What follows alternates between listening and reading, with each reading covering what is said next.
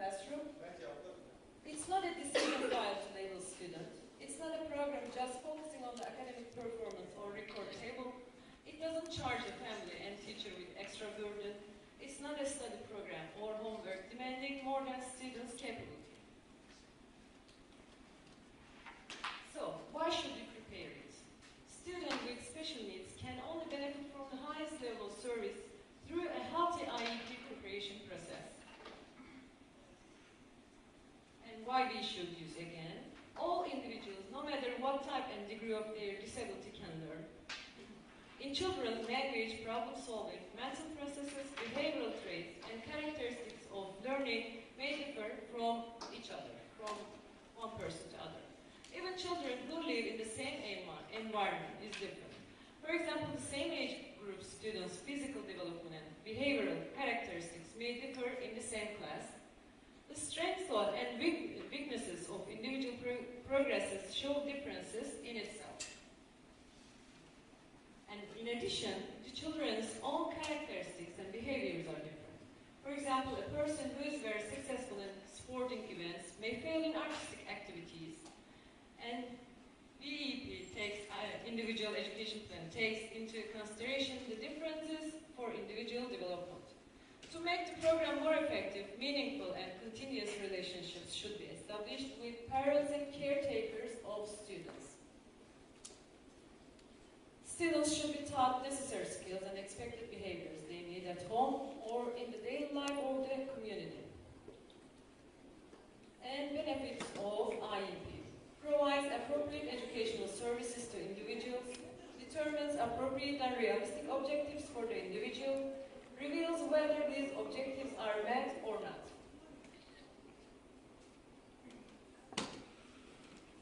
And for students, helps to determine the student's requirements caused by his or her obstacle and clarify how to fulfill these requirements. IEP prepares individuals to live independently. For parents, it works as a communication mediator between school staff and parents, also provides equal rights to both sides about the child's needs, what and how these will be provided, and what consequences may be encountered. It provides significant benefits in resolving the disagreement between school and parents.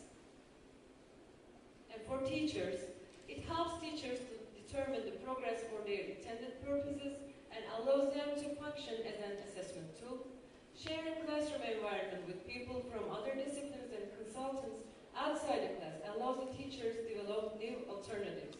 It works as a planning guide for the teachers. And how is IEP prepared? It has 7 basic steps. The first one is creation of the team that will prepare individualized education program, determining the level of the child's educational performance, determining the proper educational environment and support services that will be offered in these environments, preparation of the individualized education program, determining long and short-term goals, determining appropriate teaching materials and teaching methods, for the implementation, monitoring and preparation of IEP, those who will be responsible for assessing and determining the timetable, and how the evaluation will be done should be decided. Are they all the same until that point? Yeah, the aim is the same. And who take place in IEP team? The board is chaired by the head teacher or deputy head teacher, and other members are an itinerant teacher, family, student with special education needs, school counselor or psychologist, a teacher charged with preparing educational programs, classroom teacher and or branch teacher of the student. If necessary, a person from diagnostic monitoring and evaluation team takes place. So what are the elements of individualized education program? Students' present performance level. Long-term outcomes determined by a student's educational level of performance, factors such as age and stage of development. Short-term outcomes for achieving long-term outcomes. Special education and support services that can be provided to the student. A timetable that specifies the evaluation time, What services will be offered to students, when to start, continue, and end. The people responsible for the services to be offered to students based on objective criteria, by what means, and how to evaluate IEP. And one of the elements of IEP, performance level, prepared on the basis of a detailed evaluation, description of what the student can and cannot do. To see the progress, description of the performance level is extremely important, because these descriptions and evaluation provides a better understanding of the results. Also, it allows defining specific requirements and putting students' priorities in order. The information should take place at the performance level is information comparing the student's level in a specific area with peer group, information indicating what the student can or cannot do according to students' program areas, student information indicating the student's participation of a specific curriculum. Long and short-term outcomes. Long-term outcomes, they are the desired behaviors which are expected to be performed by the student at the end of a term or year. They can be named as annual outcomes. And what should be considered while selection of long-term outcomes? Students' previous success, students' present performance level, students' preferences, the applicability of the selected objectives, students' primary needs, the time dedicated for realization of the objectives. This is a very hard part. And writing the long-term outcomes. Long-term objectives and outcomes, do you use them interchangeably? Yeah. Sometimes, yeah. I checked yours and I took it as it is. They should be consistent with students' present performance level. Long-term objectives area should be clearly defined. Long-term objectives should be measurable. Long-term objectives should be meaningful, and they should include short-term objectives. Short-term outcomes or objectives, they are the outcomes performed by the student in a shorter time between the student's current performance level and long-term objectives. And writing appropriate objectives demand they must be functional, and they must be realistic and achievable. Behavior shouldn't be limited to the acquisition level. Outcomes plan. It's a plan that shows that what the student and teacher do for the student to acquire the necessary behaviors in a detailed, clear and explicit manner. Can be prepared daily, weekly or monthly. Objectives or ITP are short-term objectives of IEP. They are the plans that will guide us on how to teach our short-term goals in order to achieve long-term goals in the IEP. And I will show you two samples of our IEP plans. Hello, student. Communication skills are very good, but very weak in the academic skills. Confusing the order of numbers from 1 to 5. Has no concept development. Long-term outcomes knows the concept of whole, half, quarter, makes rhythmical counting up to 100, comprehends the nature of numbers. So, short-term tasks you see on this slide: behaviors, teaching methods, tools, materials, and evaluation. So, comprehends the whole concept. These are the steps of it. What we want the student show, what kind of behavior.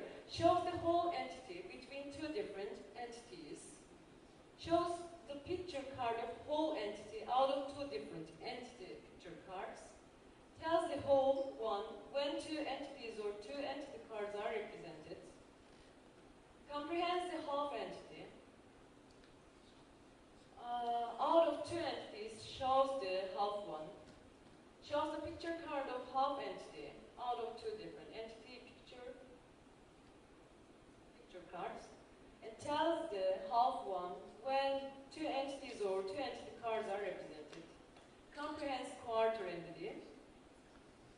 I didn't read the fifth one. Gets the whole from the halves of two pairs. And for quarter, shows the quarter entity between two different entities. Shows the picture card of quarter entity out of two different entities picture cards.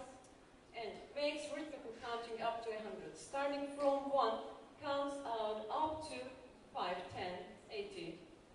Starting with a given number, counts up to that number, whatever we want. And starting from 1, counts up to, again, with objects. And makes practice of cipher writing. Shows one object among the sets of 1, 2, 3, from different numbers of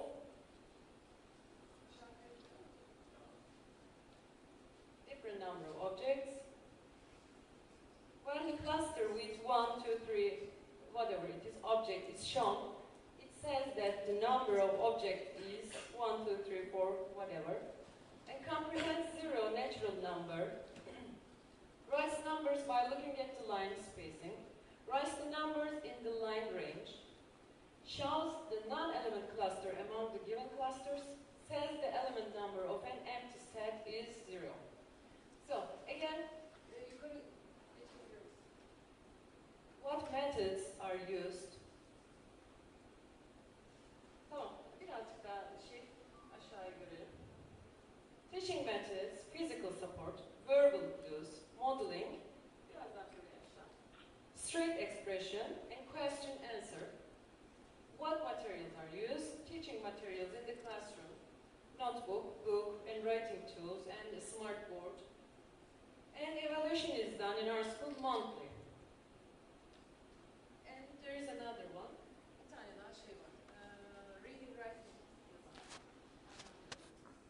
Reading, writing plan. Performance level of the student. Understands what's said, fulfills the commands, but cannot express himself or herself. Sounds like murmuring. Can hold a pencil, but it's difficult for the student to sit and make line study because the attention span is very short. And long-term outcomes, makes visual perception and memory studies, makes hand-eye coordination studies, makes preparations for writing, reads and writes information about himself, herself, and his or her surroundings.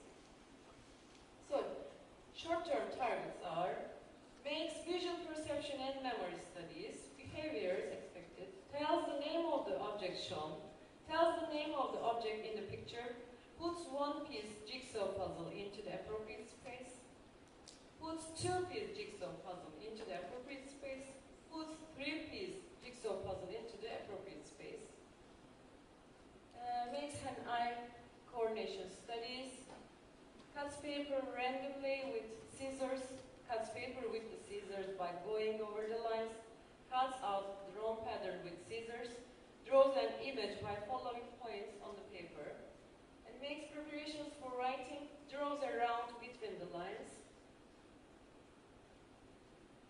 draws a horizontal line between the lines, draws a vertical line between the lines, writes the symbols of uppercase letters, writes the symbols of lowercase letters, and reads and writes information about himself, herself, and his or her surroundings, reads and writes her, his name, reads and writes the names of family members, reads and writes her, his teacher's name, reads and writes her, his school's name.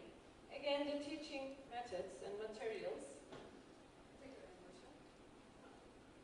Again, they are the same. Physical support, verbal clues, modeling, straight expression. And question answer. Teaching materials are the same. Notebook, book, writing tools, and smart boards. Because all the classrooms have smart board. And monthly evaluation will be done. These are the summary of individual education plans and programs, how we apply in Turkey. Now we will talk about skill training. What are the steps, what we do and why we do.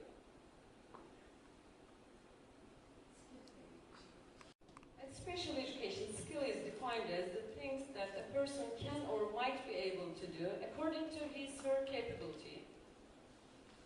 Basic self-care skills are toilet training, eating training, dressing, undressing training. And others, hand and face washing, brushing teeth, cleaning nose, take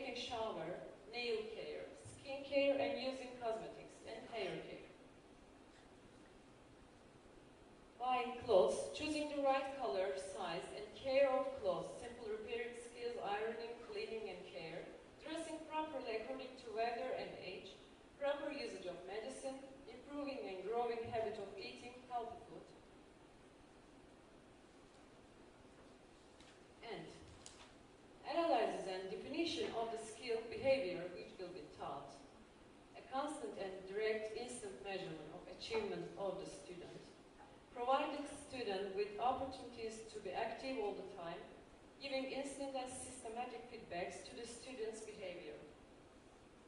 In the control process, with the stimulus of student behavior tips or aids for teaching to ensure the transition to the naturally occurring stimulus, implementation of strategies to generalize the newly learned skills to new situations and environments to ensure the fulfillment. And approaches, what we use, what kind of approaches we use, forward chaining method, back chaining method, and overall skill training method. I don't know if you apply the same things or do you name them? Maybe we are naming them different because I don't know what you use. You will see from the practice steps, you will understand it better, I hope. Forward chaining method. Training starts with the first step of chain behavior, which is a part of skill analysis, from the first step. At each trial, only one step is taught.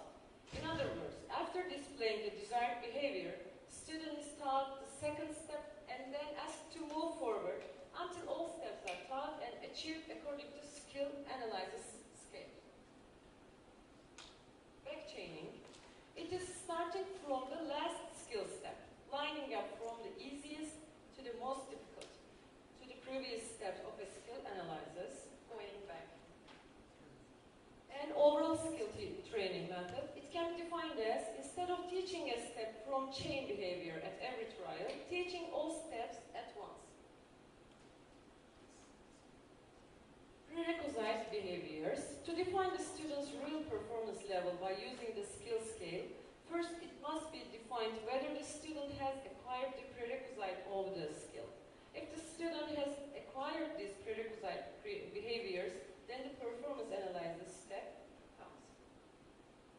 If the student hasn't acquired the prerequisite behaviors, first these behaviors are given and then performance analysis is applied.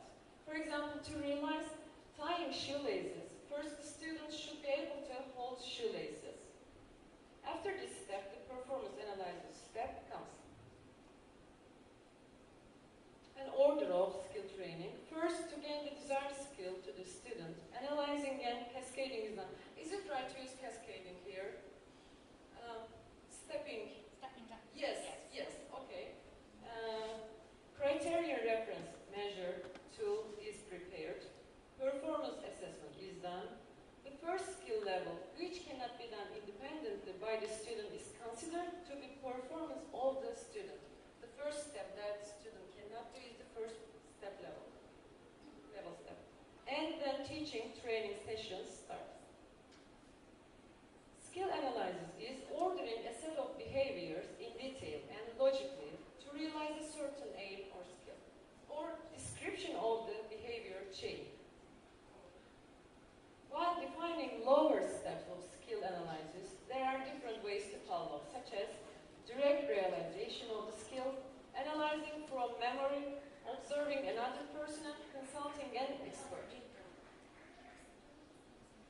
Contribution of skill analysis to education. It enhances knowledge. Individualization of education makes learning easier, helps objective evaluation, and repeatability.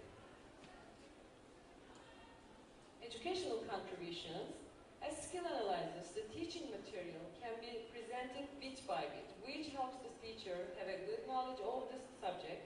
It helps to individualize education.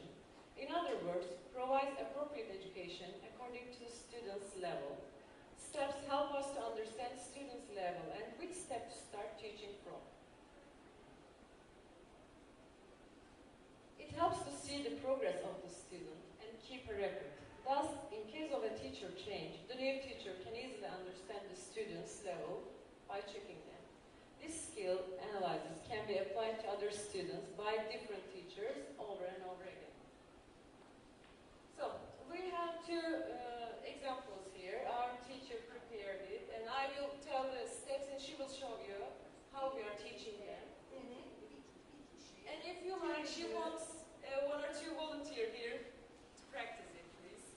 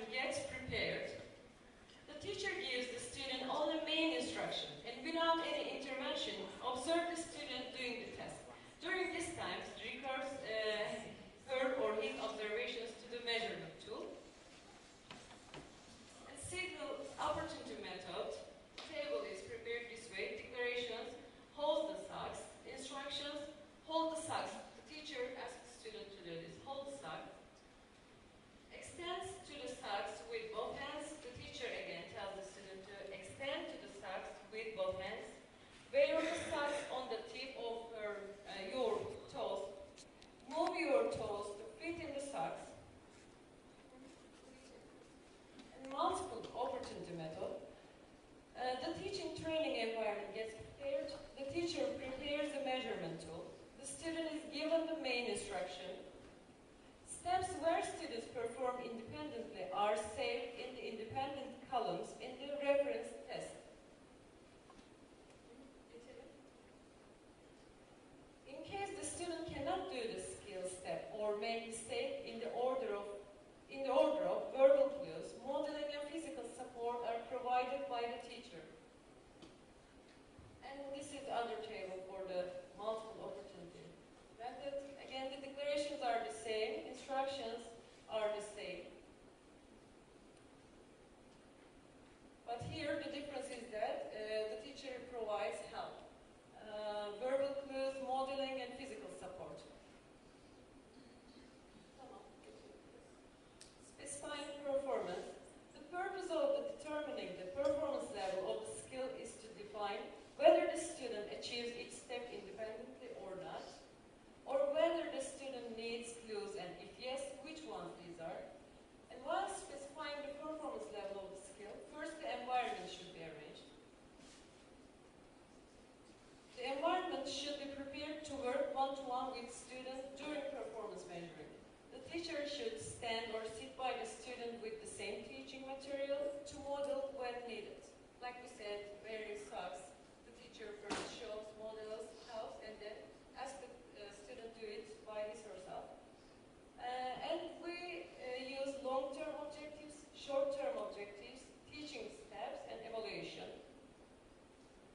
Usage of prompts at skill training.